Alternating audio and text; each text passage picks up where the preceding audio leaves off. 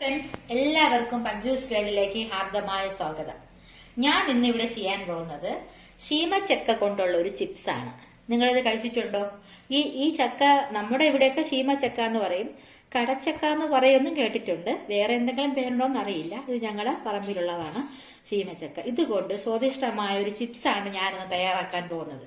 വരൂ, നമുക്ക് വീഡിയോയിലേക്ക് പോകാം.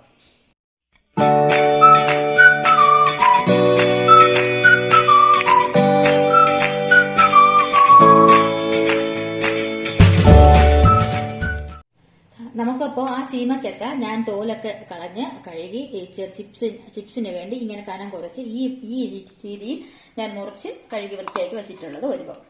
കുറച്ച് ഉപ്പ്, കുറച്ച് മുളക് പൊടി, കുറച്ച് മഞ്ഞൾപ്പൊടി, കുറച്ച് കറിവേപ്പില, ഒരു ഫ്ലേവറിന് ശകലം കായപ്പൊടി, ആവശ്യത്തിന് വറക്കാനുള്ള എണ്ണ. ഇത് വളരെ എളുപ്പം തയ്യാറാക്കിയെടുക്കാം. ചായയോട് ഭയങ്കര ടേസ്റ്റാണ് കഴിക്കാൻ. നമുക്കിത് ഉണ്ടാക്കണം എങ്ങനെ നോക്കാം. വരും. നമുക്ക് ഒരു ചെറിയ കടായി അടുപ്പത്ത് വെച്ച് കത്തിക്കാം. ഇതിലേക്ക് ഇത് പ്രത്യേക ഒരു ടേസ്റ്റാണ് ചിപ്സ് കഴിക്കാൻ. വളരെ ടേസ്റ്റിയാണ് ചിപ്സ്. നമുക്കിത് ചൂടായ ഉടനെ ആവശ്യത്തിനുള്ള എണ്ണ ഒഴിക്കാം. ഇതിപ്പോ ശീമച്ചക്കയുടെ സീസണാണ്. എല്ലാവർക്കും ഇത് കിട്ടുമെന്ന് വിശ്വസിക്കുന്നു. എല്ലാവരും ട്രൈ ചെയ്ത് നോക്കണം. നല്ലൊരു ടേസ്റ്റി ചിപ്സാണിത്. ഇതിന് വെള്ളം വയ്ക്കണം. നമുക്ക് വറക്കാൻ ആവശ്യമുള്ള എണ്ണ ഒഴിക്കാം.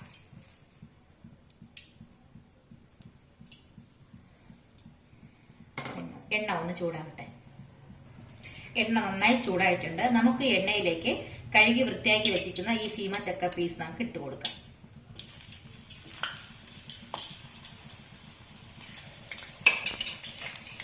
കുറച്ചായിട്ട് നമുക്ക് വറുത്തെടുക്കാം.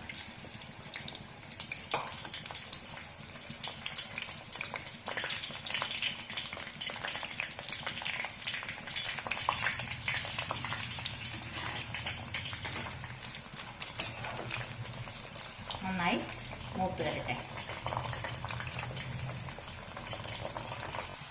ഏകദേശം നമ്മുടെ ചിപ്സ് ഈ രീതിയിലായിട്ടുണ്ട്. മൂത്ത് വരുന്നുണ്ട്. ഒരു 5 മിനിറ്റ് ആകുമ്പോഴത്തേക്കും ഈ എണ്ണയുടെ ചിപ്സൊക്കെ മാറുമ്പോഴത്തേക്കും ചിപ്സ് റെഡിയാവും. നമുക്ക് ഒരു പാത്രത്തിലോട്ട് മാറ്റാം. നമുക്കിതിനെ ഒരു പാത്രത്തിലോട്ട് കോരി മാറ്റാം.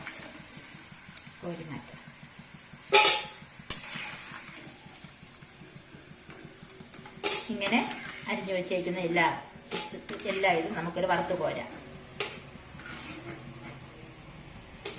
ഞാൻ എണ്ണ ഒരുപാട് ഉപയോഗിക്കാൻ മടിച്ചിട്ടാണ് കുറച്ചെണ്ണ ഇങ്ങനെ കുറച്ചായിട്ട് വറുത്ത് കോരുന്നത്.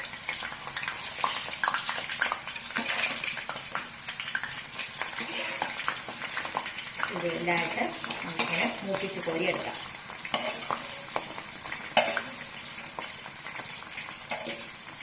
അതിലേക്ക് ഞാൻ കുറച്ച് കറിവേപ്പില കൂടെ എണ്ണയിൽ വറുത്ത് ഇട്ടിട്ടുണ്ട്. ഇതിൽ നമുക്ക് ഒരല്പം, നമ്മൾ വെറും ശീമച്ചക്കയുടെ പീസ് മാത്രമാണ് വറുത്തെടുത്തത്. ഇതിലേക്ക് നമുക്ക് ആവശ്യത്തിനുള്ള ഉപ്പ് ചേർക്കാം. ഒരു നുള്ളു മഞ്ഞൾപ്പൊടി, ഒരു നുള്ളു മഞ്ഞൾപ്പൊടി, എരിവിന് ആവശ്യമായ മുളക് പൊടി അല്പം കൂടുതൽ നമ്മൾ ചേർക്കുന്നു. ഒരു പിഞ്ചളവിന് കായപ്പൊടി. ഇത്രയും നമുക്ക് നന്നായിട്ട് മിക്സ് ചെയ്യാം.